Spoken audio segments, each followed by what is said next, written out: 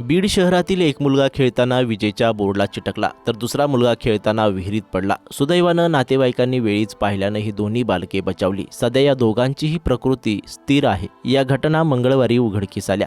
बीड तालुक्यातील गाडेवाडी येथील प्रकाश वावरे यांनी उन्हात घटकाभर विसावा घ्यावा म्हणून पडले होते। त्यांना कधी झोप लागली ते कळलंच नाही। त्यांच्या जवळ असलेला 2 वर्षाचा तेजस्वी वावरे हा 2 वर्षाचा मुलगा खेळत असताना मंदिराजवळच्या विहिरीत पडला।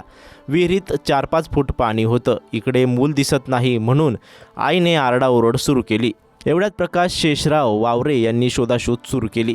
बाजूलाच असलेल्या विहिरीत त्यांना तेजस्वी गटांगळ्या खाताना दिसला। त्यांनी तात्काळ विहिरीत उतरून त्याला बाहेर काढलं। बेशुद्ध अवस्थेत त्याला बीड येथील खाजगी रुग्णालयात दाखल केलं। आता त्याची प्रकृती स्थिर असल्याचं डॉक्टर संजय जानवळे, डॉक्टर अनंत सांगळे यांनी सांगितलं। तसेच बीड शहरातील खंडेश्वरी मंदिर परिसरात राहणारा आर्यन नितीन गालफाडे हा 10 वर्षाचा मुलगा घरामध्ये लाईटच्या बोर्डाला चिकटला। यावेळी बाजूलाच असलेल्या आर्यनची चुलती पूजा राहुल गालफाडे यांनी त्याला हातातल्या बेलण्याने बोर्डापासून दूर करत त्याचे प्राण वाचवले। त्यालाही गंभीर अवस्थेत बालरुग्णालयात दाखल केलं होतं। त्याची प्रकृती आता स्थिर असल्याचं डॉक्टर जानवळे व डॉक्टर गौरी चरखा यांनी सांगितलं।